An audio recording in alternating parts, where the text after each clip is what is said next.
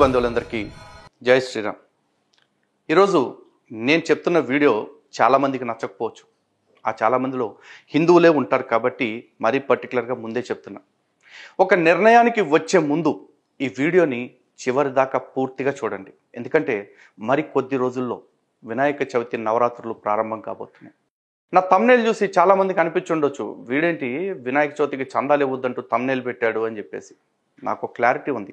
ఆ clarity of థాట్ని మీతో పంచుకోవాలన్న ఉద్దేశంతో ఈ వీడియో చేస్తున్నా. సో వీడియోని చివరిదాకా చూసి ఒక నిర్ణయానికి రండి, దయచేసి తొందరపడదు. నిజానికి గణపతి నవరాత్రులను మండపాలు పెట్టుకుని వీధుల్లో చేసుకునే పరిస్థితి ఎందుకు వచ్చింది అంటే, స్వాతంత్ర పోరాటం సమయంలో బాలగంగాధర్ తిలక్ గారు హిందువులందరినీ సంఘటితం చేయటం కోసం, హిందువుల్లో ఐక్యతని పెంచటం కోసం ప్రతి హిందువు కూడా మన వేడుకల్ని అందరూ కలిసి సంఘటితంగా జరుపుకోవాలన్న ఉద్దేశంతో గణపతి నవరాత్రుల్ని ఇలా బహిరంగ మండపాల్లో చేసుకునేలాగా ఏర్పాటు చేశారు. నిజంగా ఆ మహానుభావుడి లక్ష్యం ప్రతి ఒక్కళ్ళు కూడా శిరస్సు వంచి పాదాభివందనాలు చేసి ఆయనకి నమస్కరించి ప్రతి మండపంలో ఆయన ఫోటో పెట్టుకుని ఈ రోజుకి సైతం ఆ ఉత్సవాలు మనం జరుపుకోవాలి. ప్రతి వినాయకుడి మండపంలో ఏ విధంగా అయితే విఘ్నేశ్వరుడి ప్రతిమను మనం పెట్టుకుంటామో అలాగే బాలగంగాధర్ తిలక్ గారి ఫోటోను కూడా పెట్టుకోవాలి. అంతటి సదుద్దేశంతో ఆయన ఈ వేడుకల్ని ఏర్పాటు చేశారు. కానీ మరి ఈ రోజున ఆ గణపతి మండపాలు ఏవైతే ఉన్నాయో అలాంటి లక్ష్యాన్ని తీరుస్తున్నాయి అంటే ఖచ్చితంగా లేవని చెప్పాలి. లేదా ఉన్న అతి తక్కువ మండపాల్లోనే అట్లాంటివి జరుగుతుంది. నిజం, హిందూ సంఘటన జరగాల్సిన చోట హిందూ సంఘటన జరగాలనే లక్ష్యంతో ఏర్పాటు చేసిన వినాయకుడి మండపాలని ఎవరు కూడా అటువంటి లక్ష్యంతో పనిచేయట్లేదు. ఎవరికి వాళ్ళు పోటీతత్వం. వాళ్ళు 10 అడుగుల విగ్రహం పెట్టారా, నేను 25 అడుగుల విగ్రహం పెడతా. వీడు 25 అడుగుల విగ్రహం పెట్టాడా, నేను 50 అడుగుల విగ్రహం పెడతా. ఓకే, పోటీ ఆరోగ్యకరంగా ఉంటే మంచిదే. కానీ ఈ పోటీలో సనాతన ధర్మం ఏమైపోతుంది, ధర్మ రక్షణ ఏమైపోతుంది, లేదా ఆ మండపాల్లో సనాతన ధర్మానికి కలుగుతున్న కష్టం గురించి చర్చించాల్సిన సందర్భాలు కానీ, లేకపోతే అక్కడికి వచ్చే భక్తులకి దాని గురించి చెప్పే ప్రయత్నం కానీ ఏ ఒక్కళ్ళైనా చేస్తున్నారా? ఈ రోజున హిందుత్వానికి ఒకళ్ళు కాదు శత్రువులు. క్రైస్తవులు, నాస్తికులు, ముస్లింలు, బౌద్ధం పేరుతో కొంతమంది, లేదా ఇతర మతాల పేరుతో కొంతమంది, వీళ్లే కాకుండా కుహనా లౌకికవాదం పేరుతో మన సొంత హిందువులు ఎవరైతే ఉన్నారో వీళ్లే మన ధర్మానికి హాని చేస్తూ ఉన్నారు, మన ధర్మానికి చేటు తెస్తా ఉన్నారు. మరి ఇన్ని రకాలుగా హిందువుల మీద దాడి జరుగుతూ ఉంటే, హిందుత్వం పైన దాడి జరుగుతూ ఉంటే దాని గురించి మన మండపాల్లో కూడా మనం చెప్పుకోలేకపోతే ఇంకెందుకు? అంటే ఊరికే పూజలు చేసుకుని, హారతులు ఇచ్చుకుని, కొబ్బరికాయలు కొట్టించుకుని, కానుకలు తీసుకుని వెళ్ళిపోవటానికైతే వినాయకుడి మండపాలు మీరే పెట్టాలి. అయ్యే మా ఇళ్లలో మేము చేసుకోవట్లేదా విఘ్నేశ్వరుడి పూజ? వినాయకుడి మండపాల్లో సంఘటన, హిందూ సంఘటన జరగటం కోసం మనం అందరం కూడా ప్రయత్నాలు చేయాలి. అలా జరగని పక్షంలో అలాంటి మండపాలు ఉండి కూడా వేస్ట్. దాంతోపాటు మండపాలు పెట్టేటప్పుడు వస్తున్న కొత్త రకం పైత్యం, ఈ మధ్య RRR వినాయకుడు, లేకపోతే భారతీయుడు వినాయకుడు, అది కాకపోతే కొత్తగా కల్కి అనో సినిమా వచ్చింది కదా, కల్కి వినాయకుడు అంటూ దిక్కుమాలిన విషయాలన్నింటినీ తీసుకొచ్చి గణపతి రూపాలకు ఆపాదించేసి మనల్ని దేవుడి పూజ నుంచి కూడా ఈ డెమిగాడ్స్ పూజలు, అంటే ఈ సినిమా నటుల పూజల వైపు మనల్ని మళ్ళిస్తూ ఉన్నారు. ఇలాంటి వాటన్నిటిని మనం ఖండించాలా వద్దా? అందుకే ఈ వీడియో చేస్తున్నాను. ప్రతి హిందువుకి ప్రేమపూర్వకంగా, వినమ్రపూర్వకంగా, భక్తిపూర్వకంగా చెప్తున్నా, దయచేసి ఎవరైనా ఇటువంటి దిక్కుమాల రూపాలు తీసుకొచ్చి వినాయకుడికి ఆపాదించి పెడతాను అంటే గనక నిర్ద్వందంగా మేము మీకు ఎటువంటి చందా ఇవ్వమో, గెట్ అవుట్ అని చెప్పేసేయండి. అలాగే ఈ మధ్య మండపాల్లో కూడా ఎంటర్టైన్మెంట్ బేస్మెంట్ ఎక్కువైపోయింది చాలా మందికి. ప్రతి ఒక్కళ్ళు కూడా 9 రోజులు ఉంటే ఈ 9 రోజులు ఒక్కొక్క రకమైన ఈవెంట్. ఓ రోజు పిల్లలకి గేమ్స్, ఒకరోజు ఆడవాళ్ళకి గేమ్స్, లేకపోతే ఒకరోజు ఇంకేదో కార్యక్రమాలు అంటూ ఎంటర్టైన్మెంట్ ప్రోగ్రాములు పెట్టుకోవటానికి వినాయక చవితి మండపాలు అనుకుంటే మాత్రం ఖచ్చితంగా మీ మండపాలు దండగా. అలాంటి మండపాలకి హిందువులు ఎవరు కూడా ఒక్క నయా పైసా విరాళాలు ఇవ్వకండి. ఎందుకంటే ఈ గణపతి మండపాలన్నీ కూడా మన ధర్మాన్ని కాపాడేలాంటివి, భవిష్యత్ తరాలకి మన ధర్మం గురించి తెలిపేటువంటివి అవ్వాలి తప్ప ఆకతాయిలకి ఆలవాలంగా మారకూడదు. అలా మారకుండా ఉండాలంటే ఒక్క లలిత్ కుమార్ మాట్లాడితే సరిపోదు. ప్రతి హిందువు ఆలోచించాలి. ప్రతి హిందువు నేను చెప్తున్న విషయాన్ని పరిగణలోకి తీసుకుని అలాంటి మండపాలు పెట్టే వాళ్ళందరికీ కూడా మీ సహాయాన్ని నిరాకరించండి.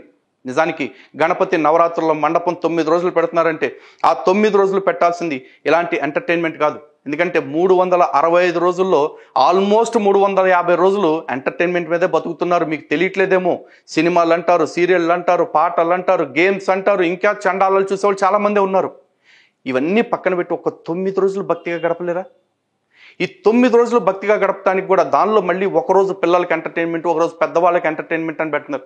నిజంగా ఒకవేళ మీరు ఎంటర్టైన్మెంట్ చెయ్యాలి అనుకుంటే 1 గంట 2 గంటలో మన భారతీయ కళలు ఎన్నో అంతరించిపోతున్నాయి. ఈ రోజుకి చాలా ఉన్నాయి. అలాంటి వాళ్ళని పిలవండి.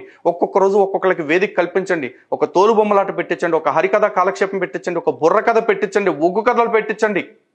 లేకపోతే వీధి భాగవతులు ఉంటారు, వాళ్ళని పిలిచి వాళ్ళకి పోషణ ఇవ్వండి. ఒక రోజు వాళ్ళందరూ కూడా గర్వంగా చెప్పుకుంటారు, మా కళని బతికించడానికి మా ధర్మంలో ఇంకా మనుషులు ఉన్నారు అన్న విషయాన్ని 10 మందికి చెప్తారు.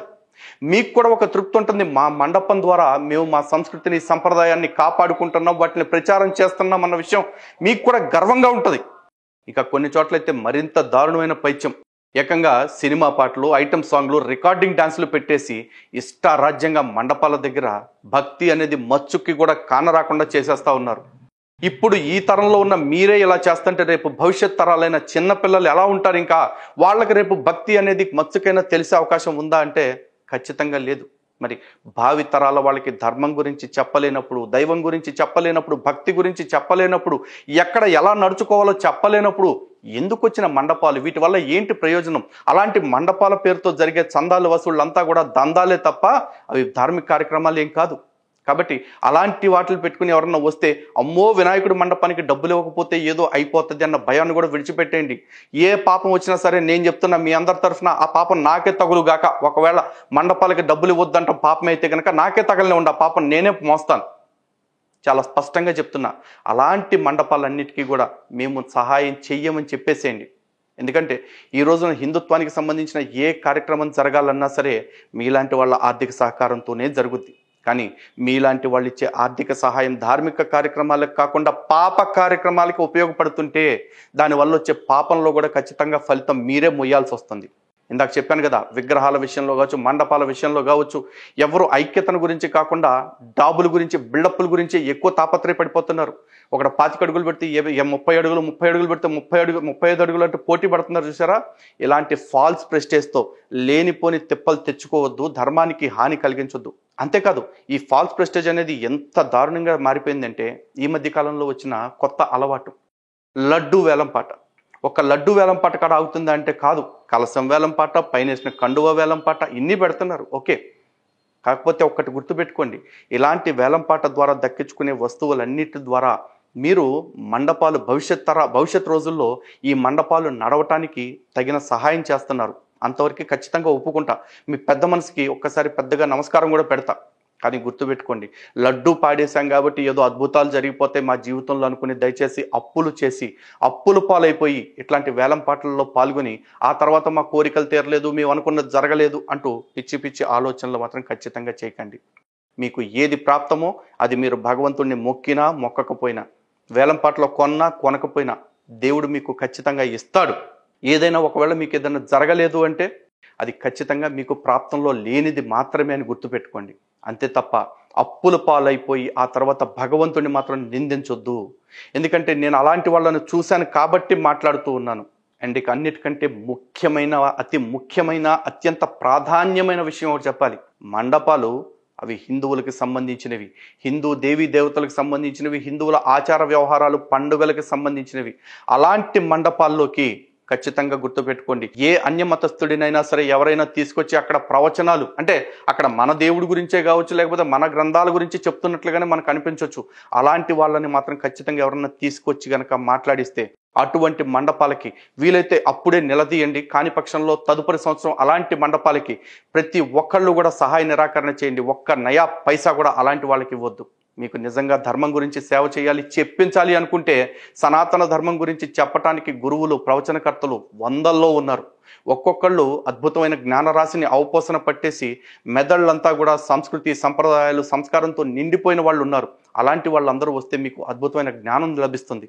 లేదు మీకు ఇంకాస్త ధైర్యం ఉంది అంటే కేవలం ప్రవచనకర్తలు సరిపోరు అనుకుంటే మాలాంటి హిందుత్వ సంఘాలకు సంబంధించిన నాయకుల్ని పిలవండి. మత మార్పిళ్ళ గురించి, లవ్ జిహాదుల గురించి, ల్యాండ్ జిహాదు, పొలిటికల్ జిహాదు, సెక్స్ జిహాదు, రేప్ జిహాదు, వీటితో పాటు లవ్ క్రూసైడ్ల గురించి అన్నిటి గురించి కూడా మేము స్పష్టంగా వచ్చిన వాళ్ళకి చెప్తాం. అవి చెప్తూనే మన ధర్మంలో, మన గ్రంథాల్లో ఉన్న ఆధ్యాత్మిక రహస్యాలని, ధర్మ సూక్ష్మాలని కూడా నేటి కాలానికి తగ్గట్టుగా అర్థమయ్యేలాగా మీ అందరికీ చెప్పే ప్రయత్నం చేస్తాం. ఈ రోజున కావాల్సింది కేవలం భక్తి అంటే కొబ్బరికాయలు కొట్టడం, హారతులు ఇవ్వటం, దండాలు పెట్టుకుని బయటకు రావటం మాత్రమే కాదు. భక్తి అంటే చైతన్యపరిచేది కావాలి. ఎలాంటి చైతన్యమో తెలుసా? మన దేశాన్ని, మన ధర్మాన్ని రక్షించుకోవటం కోసం అవసరమైతే మేము ప్రాణాలను కూడా పణంగా పెట్టడానికి సిద్ధంగా ఉన్నాం. మా చివరి రక్త బొట్టును కూడా ఈ ధర్మం కోసం, ఈ దేశం కోసం చిందించడానికి సిద్ధంగా ఉన్నాం అనేలాగా ప్రతి ఒక్కళ్ళని తయారు చేయటం కోసం మా ప్రవచనాలు ఉంటాయి. అలాంటి ప్రవచనాలతో చైతన్యపరచాలి అనుకుంటే కనుక ఖచ్చితంగా మేము రావడానికి సిద్ధంగా ఉన్నాం, బేస్డ్ ఆన్ ద అవైలబిలిటీ. ఈరోజు నేను ఒక్కడనే కాదు, నాలాంటి వాళ్ళు కొన్ని వందల మంది పనిచేస్తున్నారు. అలాంటి ప్రతి ఒక్కళ్ళని మీ దగ్గరలో ఉన్న మండపాలకు పిలవండి. వాళ్ళు మన ధర్మం గురించి, దేశం గురించి, దేశంలో హిందువులకు జరుగుతున్న నష్టం గురించి, ప్రపంచవ్యాప్తంగా హిందువులని ఏకాకులను చేయడానికి జరుగుతున్న కుట్రల గురించి, అన్నిటి గురించి మీకు అర్థమయ్యేలాగా చెప్తారు. అలాంటి ప్రవచనాలు వింటున్న ప్రతి హిందువుకి కూడా ఏం జరుగుతుందనే వాస్తవిక పరిస్థితి తెలుస్తుంది. ఎప్పుడైతే మనకి దెబ్బ ఎక్కడ తగులుతుందో తెలిస్తేనే అప్పుడు మాత్రమే ఆ దెబ్బ తగలకుండా మనం ఎటువంటి రక్షణ చర్యలు తీసుకోవాలన్న ఆలోచన కూడా అందరికీ మొదలవుతుంది. మనకి నొప్పి కలిగితేనే మనకు అక్కడ మందు రాసుకోవాలనే ఆలోచన కూడా కలుగుతుంది. అలాంటివన్నీ తెలియాలంటే మాలాంటి వాళ్ళని పిలవండి. అండ్ ఇంకా చాలామంది మండపాల్లో పూజ చేసేవాళ్ళు కావచ్చు, లేదా ఇళ్లకాడ పూజ చేసుకునే హిందువులు కావచ్చు, అందరికీ కూడా ఒక సూచన ఖచ్చితంగా చేయాలి. గణపతి పూజ అనేది కేవలం భౌతికపరమైంది కాదు. అందులో ప్రకృతికి సంబంధించింది, సామాజికమైంది, సాంకేతికమైంది, ఆధ్యాత్మికమైన రహస్యాలు అన్నీ ఉన్నాయి. అన్నిట్లోకి ముఖ్యమైనది ఏంటి అంటే, ఈ సామాజిక పరంగా భౌతికంగా చూసుకుంటే పత్రి. వినాయకుడి పూజకి వాడి 21 రకాల పత్రి ఏదైతే ఉందో ఆ పత్రి యొక్క ప్రాధాన్యతను మీరు తెలుసుకోండి, మీ పిల్లలకు తెలిసేలాగా చెప్పండి. అంతే తప్ప వీధుల్లో ఎక్కడో అమ్ముతున్నారు కదా అని చెప్పేసి ఏ ఆకులు పడితే ఆకులు, వీలైతే క్రాటన్స్, లేకపోతే ఏదో పనికిమాలిన దుంపలో తెచ్చేసి ఇదిగో ఇవన్నీ పత్రి అంటే తీసుకొచ్చేసి అవన్నీ పెట్టేసి పూజలు చేసే ప్రయత్నం చేయకండి. అండ్ మరీ ముఖ్యంగా ఆ కొనేది ఏదైతే ఉందో వాటిని కూడా హిందువుల దగ్గర కొనండి. అన్యమతస్థుల దగ్గర అసలు కొననే వద్దు. ఎందుకంటే హిందూ దేవి దేవతల పట్ల విశ్వాసం లేనివాడి దగ్గర, హిందూ ఆచార పద్ధతులు సంప్రదాయాలంటే గౌరవం లేని వాడి దగ్గర, హిందూ దేవతల ప్రసాదాన్ని కనీసం ముట్టుకోవటానికి కూడా సిగ్గుపడే దౌర్భాగ్యుడి దగ్గర మనం ఎందుకు కొనుక్కురావాలి? ఆ కొనుక్కొచ్చిన వాటిని మన దేవుడి దగ్గర ఎందుకు పెట్టాలి? అరే, ఇంట్లో దేవుడికి పెట్టే పూజ సామాను కొనుక్కొస్తానికి కూడా మనం స్నానం చేయకుండా బయటికి వెళ్ళాం. అలా స్నానం చేసి శుచిగా కొనుక్కొచ్చిన సామాన్లను కూడా పూజ చేసే ముందు మళ్ళీ పుండరీకాక్ష అంటూ ప్రక్షాళన చేసుకునే మనం వాడతాం కదా. అలాంటిది స్నానం పానం లేకుండా, ఆచార నిష్ట లేకుండా ఎలా పడితే అలా అమ్మే సవటాల దగ్గర, సన్నాసుల దగ్గర కొనుక్కు తీసుకుని వచ్చేసి మన డబ్బుల్ని వాళ్ళకిచ్చి వాళ్ళ జబ్బుల్ని, వాళ్ళ గబ్బుల్ని మనం తీసుకొచ్చి మన దేవుడి దగ్గర పెట్టాల్సిన అవసరం మనకి లేదు. కాబట్టి be Hindu, by from Hindu. ఇది ఈ వినాయక చవితికే కాదు, ప్రతి హిందూ పండగకి గుర్తుపెట్టుకోండి. ఇదే మన నినాదం కావాలి, ఇదే మన విధానం కావాలి. 100 సార్లు చెప్పినా, 1000 సార్లు చెప్పినా, 1,00,000 సార్లు చెప్పినా ఇది ఫైనల్. ఇది ప్రతి హిందువు మనసులో పెట్టుకోండి. ఎందుకంటే హిందుత్వాన్ని రక్షించుకోవాలంటే ప్రతి ఒక్కళ్ళు మాలాగా వీధుల్లోకి వచ్చేసి యుద్ధాలు చేయకపోవచ్చు. ఇది ఒక్క చిన్న పని చేయలేరా? హిందూ పండుగలకు సంబంధించిన వస్తువులు హిందువుల దగ్గరే కొంటాము అంటూ ఒట్టు పెట్టుకోలేరా? ప్రతి ఒక్కళ్ళు చేయగలిగిన పనిని మేము చెప్పినప్పుడు కనీసం దాన్ని ఆచరించి చూపించండి. అదే మీరు మాకిచ్చే అత్యంత పెద్ద సహకారం. అండ్ ఎస్, చాలామందికి మళ్ళీ చెప్తున్నా, హిందూ సంఘాలు నడవాలన్నా, హిందూ ఆచార వ్యవహారాలు, పండగలు నడవాలన్నా సరే మీరిచ్చే చందాలు ఏవైతే ఉన్నాయో అవే హిందుత్వానికి శ్రీరామ రక్ష, హిందూ ధర్మ యుద్ధానికి, హిందూ ధార్మిక యజ్ఞానికి శ్రీరామ రక్ష.